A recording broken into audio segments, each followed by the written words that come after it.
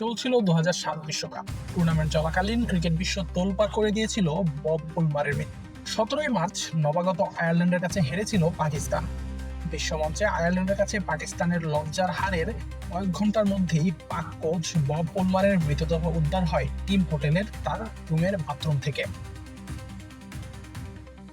একরাশ হতাশা নিয়ে টিম হোটেলে ফিরেছিলেন উলমার। তারপর আর উলমারকে জীবিত অবস্থায় পাওয়া যায়নি।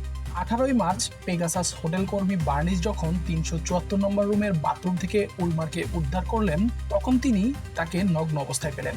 পা মুড়িয়ে মেঝেতে পড়েছিলেন উলমার। তার মুখে ছিল রক্তের দাগ। চারদিক থেকে আসছিল বমির উটকো গন্ধ। দেয়াল জুড়েও লেগেছিল বমির দাগ। প্রাথমিকভাবে মনে করা হচ্ছিল হতাশার কারণে তিনি আত্মহত্যা করেছেন।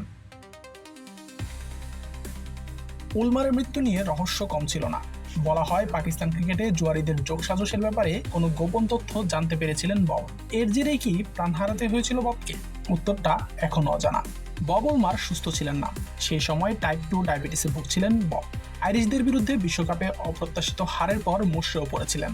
হোটেলে ফিরে তিনি সেখানকার বারে যান। হতাশা ভুলতে গলা ভিজিয়েছিলেন মদের গ্লাসে। ডায়াবেটিসে আক্রান্ত ব্যক্তির কাছে মদ একেবারেই বিষের সমান। ববের ক্ষেত্রেও কি সেটাই হয়েছিল? সেই প্রশ্ন উঠেছিল তখনই। উলমারের শ্বাসকষ্টজনিত সমস্যাও ছিল।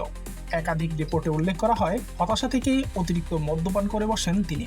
সেদিন তার খুব কাশিও হচ্ছিল বলে জানিয়েছিলেন পাকিস্তানের টিম বাসের ড্রাইভার। সব মিলিয়ে কাশতে কাশতে শ্বাসকষ্ট হয়ে দম আটকে যেতেই পারে উলমারের। পরবর্তীকালে অবশ্য ববের পরিবার মেনে নেয় শ্বাসকষ্টজনিত কারণে তিনি মারা গিয়েছিলেন।